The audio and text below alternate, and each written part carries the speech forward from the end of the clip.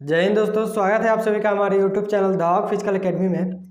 यह वीडियो आज मैथ के स्पेशल सेट का छठा वीडियो है, तो कृपया करके इस वीडियो का अंत तक जरूर देखें।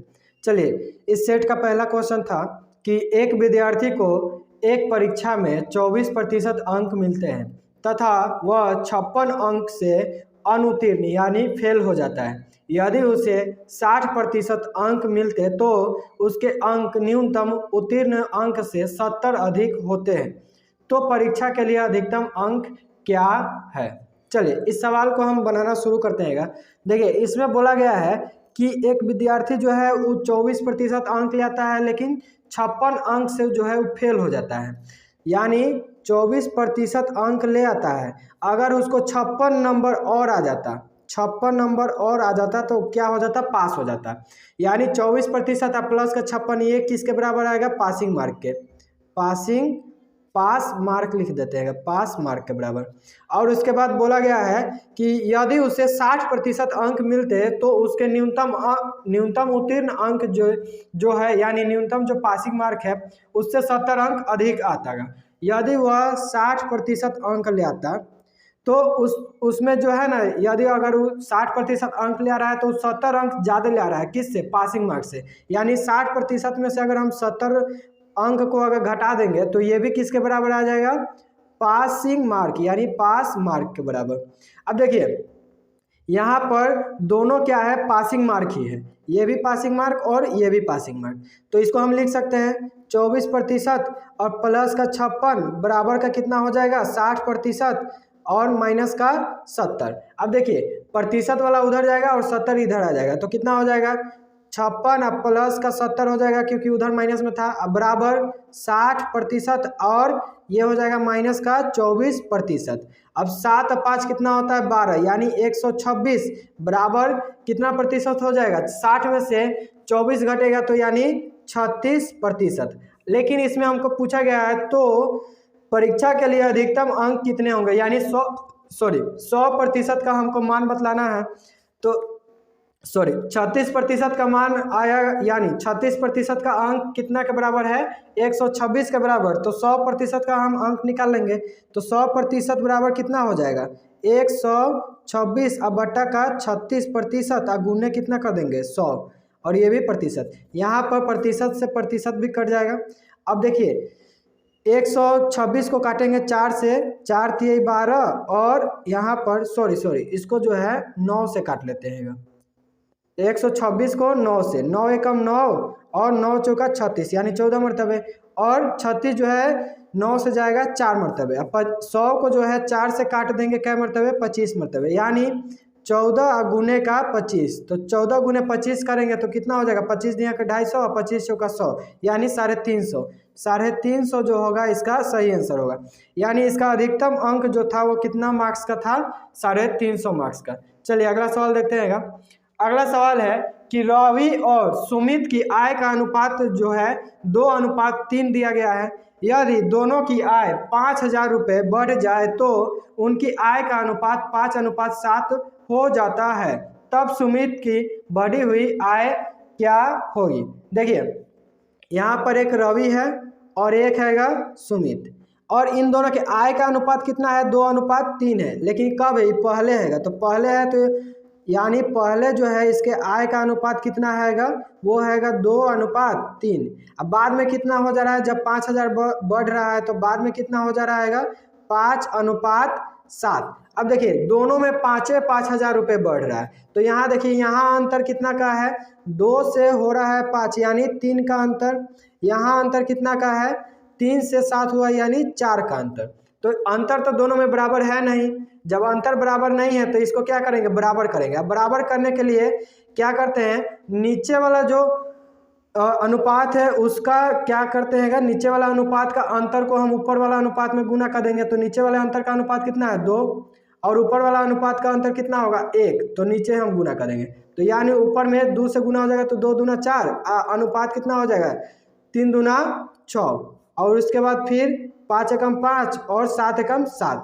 अब ये जो अनुपात नया वाला जो आया वही इसका सही अनुपात होगा, ये पहले वाला से अभी कोई लेना देना नहीं है। अब देखिए, यहाँ पर क्या हुआ, 4 से अब 5 हो रहा है, यहाँ पर 4 से कितना हुआ 5 यानी 1 बढ़ा, 6 से कितना हुआ 7 यानी यहाँ भी 1 बढ़ा। तो यही एक जो है कितने रुपए के बराबर है, 5000 रुपए के बराबर है। अब इसमें पूछा गया है कि सुमित की बढ़ी हुई आय, तो यहाँ पर देखिए ये क्या था रवि और यहाँ पर था सुमित, तो सुमित का बढ़ा हुआ आय कितना यूनिट है, 7 यूनिट। तो 7 यूनिट का मान बताइए, 7 गुने 5 करेंगे तो कितना हो जाएगा, 7 पचे 35,000 रुपए, यानी ऑप्शन नंबर डी जो होगा इसका सही आंसर होगा। चलिए अगला सवाल देखते हैं। अगला सवाल है कि 1600 छात्रों के स्कूल में लड़के और लड़कियों का अनुपात 11:9 है, कितने और लड़के का दाखिला किया जाए कि उनका अनुपात 4:3 हो जाए। देखिए इस सवाल को जो है आप जो है ना ऑप्शन से बनाते हैं। ऑप्शन से बनाने के लिए क्या होना चाहिए कि जो बढ़ा हुआ अनुपात बाद का जो अनुपात है कितना हैगा, 4:3, इन दोनों का योग कितना हैगा, 7 हो जाएगा। अब देखिए 1600 में हम पहले 100 जोड़ते हैं, तो 1600 और 100 कितना हो जाएगा, 1700। 1700 7 से कटेगा, नहीं कटता है, 7 दूना 14 बच जाएगा 300, तो उसमें कुछ रिमाइंडर आ जाएगा, तो शेष यहाँ पर आ जाएगा, तो यानी 100 जो है नहीं होगा। 160 को अगर हम जोड़ते हैं 1600 में तो कितना हो जाएगा, 1760। अब 1760 जो है ये 7 से कटेगा, ये यहाँ पर काट के देखते हैं, तो 7 दूना 14 और उसके बाद फिर क्या कितना बचेगा, 3 6 36, तो 7 चौका 28 यानी 6060 बच जाएगा। तो 7 8 56 यानी 4, अब फिर दशमलव, तो ये भी क्या होगा, नहीं होगा, तो ये भी नहीं होगा। अब देखते हैं कौन सा, ऑप्शन नंबर सी 80। तो 80 अगर हम 16 में जोड़े तो कितना हो जाएगा, 1680। और 1680 को अगर हम 7 से भाग देते हैं तो कितना कट जाएगा, ये 7 दूना 14 और 7 चौका 28 यानी 240 मरतबे कट जाएगा, तो यानी इसका ऑप्शन नंबर सी जो है सही होगा। देखिए इसमें क्या था कि ऑप्शन से अगर हम देख रहे थे तो ऑप्शन से जो है ना पूर्णतः कटना चाहिए 7 से, बात समझे। चलिए अगला सवाल देखते हैं।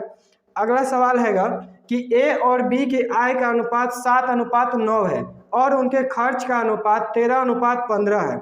यदि ए और बी क्रमशः 9,000 और 15,000 रुपये की बचत करते हैं तब ए की आय क्या होगी। देखिए आय जो होता है वो खर्चा, और देखिए यहाँ पर आय जो होता है वो किसके बराबर होता है, खर्चा जितना किया अब प्लस जो बचत किया उसी के बराबर होता है आय।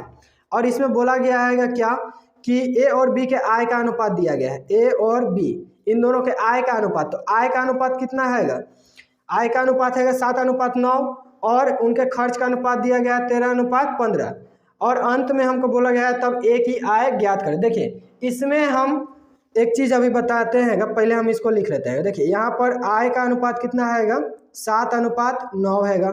उसके बाद इनके खर्च यानी एक्सपेंडिचर का अनुपात कितना है, 13:15 और सेविंग कितना हो रहा है, सेविंग हो रहा है कितना, ए का सेविंग हैगा 9,000 रुपये और बी का सेविंग है कितना, 15,000 रुपये। अब देखिए यहाँ पर कमा रहा है 7 यूनिट और खर्चा कर रहा है 13 यूनिट, तो ये तो गड़बड़ है ना। तो इसको क्या करेंगे, इसको हम शॉर्ट तरीका से बनाएंगे। तो शॉर्ट से बनाने के लिए क्या करते हैं, 15 को जो है हम 7 से गुना कर लेंगे, तो कितना हो जाएगा, 15 सत्ते 105। उसके बाद 13 को जो है हम 9 से गुना करेंगे, तो 13 नवा 117, 13 नवा 117। अब 15 को जो है फिर हम 9,000 से गुना कर लेंगे, तो 15 नवा कितना हो जाएगा, 135 और 3 को 0 है तो 3 को 0। और उसके बाद 13 को जो है हम 15 से गुना करेंगे, तो 13 13 यहाँ 169 है, 13 दूना 26, तो 169 में अगर हम 26 जोड़े तो कितना हो जाएगा, 6 2 8 और 9 6 15 यानी 195। तो 195 यानी होगा, तो कितना होगा 195 और 3 को 0 है तो 3 को 0। अब देखिए यहाँ पर अंतर देखिए 105 और 117, सॉरी यहाँ पर 117 था, 117, 13 नवा 117, तो 105 और 117 के बीच का अंतर कितना का आएगा, यानी 115 और 117 के बीच का अंतर कितना है, 12 का। इन दोनों के बीच का अंतर कितना है, 35,000 1,35,000 घटा लेंगे 1,95,000 में से, तो कितना है बचेगा, 60,000, यही ना आएगा अंतर। अब देखिए यही 12 जो है वो कितने के बराबर है, 60,000 के बराबर। 12 जो है कितने के बराबर है, 60,000 के बराबर। अब इसमें पूछा गया है कि ए की आय क्या है, तो ए की आय कितना है, 7 यूनिट है, तो हमको 7 यूनिट का मान बतलाना है। तो 7 का मान कितना हो जाएगा, 60,000 बट्टा 12 गुने 7, तो 12 से इसको काटेंगे, 12 पचे 60, यानी 5000 से कटेगा। और उसके बाद 7 से हम गुना कर देंगे तो कितना हो जाएगा, 7 पचे 35, यानी इसका सही आंसर हो जाएगा 35,000, ऑप्शन नंबर सी। चलिए अगला सवाल देखते हैं। अगला सवाल है कि ए और बी का अनुपात दिया गया है 5:8, बी अनुपात सी दिया गया है 11:13। यदि ए 110 है तो सी का मान क्या होगा। चलिए इस सवाल को बनाना शुरू करते हैं। इसमें दिया गया है ए अनुपात बी 5:8, उसके बाद बोला गया है बी अनुपात सी 11:13। यहाँ से हम निकाल लेंगे ए अनुपात बी अनुपात सी, तो 11 पचे 55, 11 अठे 88 और 13 अठे 104। अब देखिए 55 का मान कितने के बराबर हैगा, ए का मान कितना हैगा 55 यूनिट है, और दिया कितना गया है 110, तो 55 यूनिट जो है कितने के बराबर है 110 के बराबर, तो 1 यूनिट का मान कितने के बराबर आएगा 2 के बराबर। 1 का मान कितने के बराबर आया 2 का मान, सॉरी 1 का मान कितने के बराबर आया 2 के बराबर। अब यहाँ पर हमको निकालना है किसका, सी का, तो सी का दिया कितना गया है 104, तो सी का हमको निकालना है, तो 104 दिया गया है, 104 में हम 2 से गुना कर देंगे तो कितना हो जाएगा 208, यानी ऑप्शन नंबर सी। चलिए अगला सवाल देखते हैं। अगला सवाल जो है इसमें बोला गया यदि 2 गोले के पृष्ठीय क्षेत्रफल का अनुपात 49:25 है तब उनके आयतन का अनुपात क्या होगा। देखिए गोला का पृष्ठ क्षेत्रफल होता है 4πr² और आयतन होता है 4/3 πr के क्यूब। तो यानी देखिए 2 गोले का आयतन दिया गया है, सॉरी आयतन का अनुपात पूछा गया है और दिया गया है पृष्ठ क्षेत्रफल का अनुपात। तो देखिए 2 गोले हैं तो दोनों गोले का कितना होगा 4πr², इसको r1 मान लेते हैं, और बट्टा में 4πr2 का स्क्वायर, ये कितना आएगा 49, और बट्टा का कितना हो जाएगा 25, ये 4π से 4π कट जाएगा। अब यहाँ पर r1 रहेगा और यहाँ पर r2 रहेगा, इधर आ जाएगा तो कितना हो जाएगा दोनों का रूट का 49 और बट्टा का 25, यानी कितना हो जाएगा 7 और बट्टा का 5, यानी वर्गमूल लिखने का 49 का वर्गमूल 7 और यहाँ पर 25 का वर्गमूल 5। अब आते हैं कि इनके आयतन का अनुपात पूछा गया है, तो आयतन का अनुपात कितना होगा, आयतन होता है 4/3 πr के क्यूब होता है, और फिर 4/3 πr के क्यूब, ये r1 था ये r2।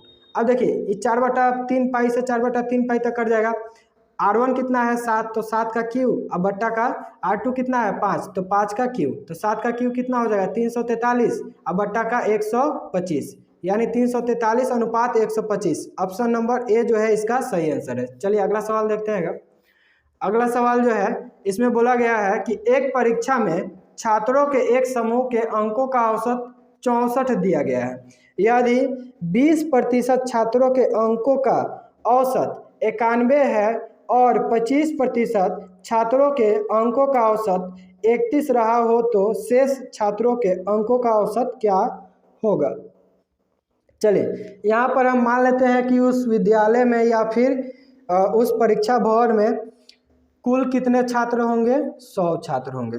चलिए अब 100 छात्र मान लिए तो 100 छात्र का 20% कितना होता है 20 ही होता है। अब इन 20 छात्रों का औसत कितना दिया गया है 91, उसके बाद 100 का 25% कितना होता है 25 ही होता है, तो इसका औसत कितना दिया गया है 25 छात्र का 31।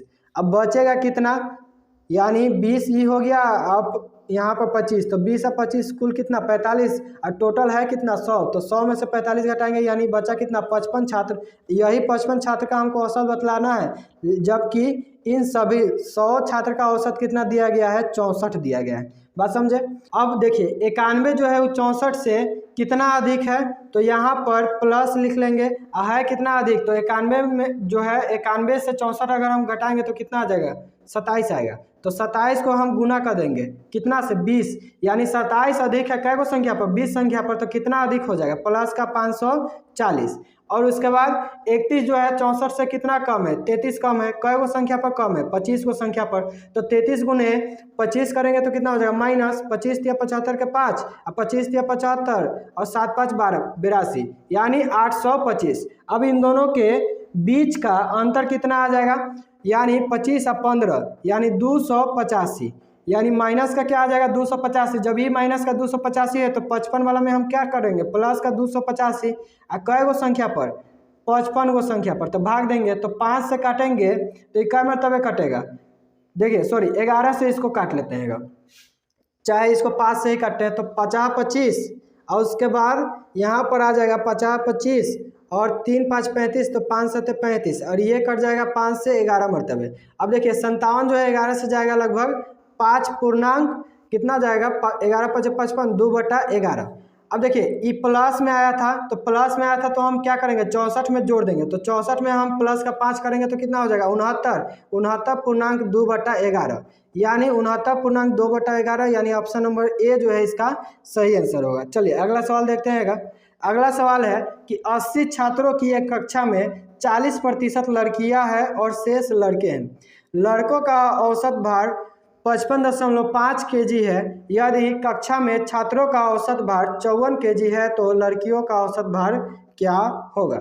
देखिए 80 छात्र का 40% क्या है, लड़कियां है। 80 छात्र का 40% लड़कियां है, यानी इनकी संख्या कितना है 8 चौका 32, यानी 32 वो क्या है लड़कियां है। और इसमें हमको लड़कियों का ही औसत भार बतलाना है, तो इन लड़कियों का औसत भार बतलाना है। और जब लड़कियां 32 है तो 80 को में से 32 घटा लेंगे तो कितना बचेगा, 80 में से 30 घटेगा तो 50 और 2 घटेगा 48, यानी 48 क्या होंगे लड़के होंगे। और 48 लड़के का औसत भार कितना दिया गया है 55.5 kg, यही दिया गया है। और बाकी इन सभी का यानी 80 छात्र का औसत भार कितना है 54 kg है। इन सभी का कितना दिया गया औसत भार 54 kg। अब देखिए 55.5 kg जो है 54 kg से कितना अधिक है, तो 1.5 अधिक है। कितना अधिक है 1.5 kg अधिक है, यानी प्लस का। और कितने पर अधिक है 48 पर अधिक है, यही बात 48 पर अधिक है। तो 48 गुने 1.5 करेंगे, यानी 1.5 है तो इसको हम लिख सकते हैं 15/10 और गुने 48, तो ये कटेगा 3 से कटेगा 5 मरतबे, सॉरी यहाँ पर 5 से कट जाएगा 3 मरतबे, 5 3 15 और 5 दूना 10, ये 2 से कट जाएगा ये 48 24 मरतबे, यानी कितना आया 24 या 72। ये प्लस का 72 है तो 32 में क्या होगा माइनस का 72 होगा। कितने संख्या पर 32 को संख्या पर, कितने संख्या पर 32 संख्या पर, तो -72, यानी 72 को अगर हम 32 से भाग करेंगे तो 72 दूना 32 दूना 64, तो माइनस का 2 और दशमलव 2 लगभग 25 आएगा, तो 2.25 को हम 54 में से घटाएंगे तो कितना आ जाएगा 51.75 जो होगा इसका सही आंसर होगा, ऑप्शन नंबर डी। चलिए अगला सवाल देखते हैं। देखिए अगला सवाल बोला गया है कि 80 विद्यार्थियों लड़के व लड़कियों वाली एक कक्षा में 60% लड़कियां हैं, जो बचा 40% वो लड़के होंगे। और इसमें बोला गया है कि लड़कों का औसत वजन 58 kg और लड़कियों का औसत वजन 52 kg है, तो पूरी कक्षा का औसत वजन ज्ञात करें। देखिए 80 का 60% कितना होगा 8 छक 48, यानी 48 गो लड़कियां होगी, 48 को कितना होगी लड़कियां। और लड़कियों का औसत भार कितना दिया गया है 58 kg, सॉरी 52 kg। लड़कियों का औसत भार कितना दिया गया है 52 kg। और उसके बाद देखिए 80 में से 48 घटा लेंगे तो कितना बच जाएगा 32, और ये 32 होगा लड़का। और लड़कों का औसत भार कितना दिया गया है 58 kg। अब बाकी इन सभी का हमको औसत भार निकालना है, तो अब देखिए इसको क्या कर लेते हैं एक संख्या मान लेते हैं। मान लेते हैं कि इन सभी का औसत भार जो है वो 55 kg है, बात समझे। अब मान लेते हैं औसत भार इन सभी का कितना है 55 kg। अब देखिए 52 जो है 55 से कितना कम है -3 कम है, कई वो संख्या पर कम है 48 वो संख्या पर कम है, तो गुना कर देंगे तो कितना हो जाएगा 8 3 का 24 और 4 3 12, यानी 144। 144 जो होगा माइनस का 144।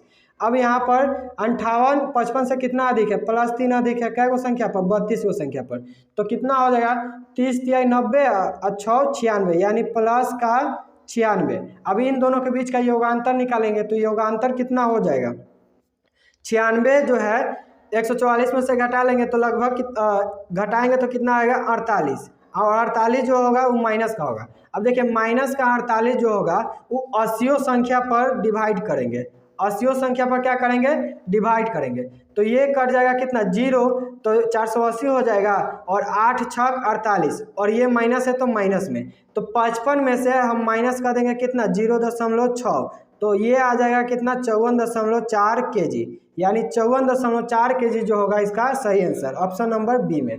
चलिए आज के क्लास में बस इतना ही।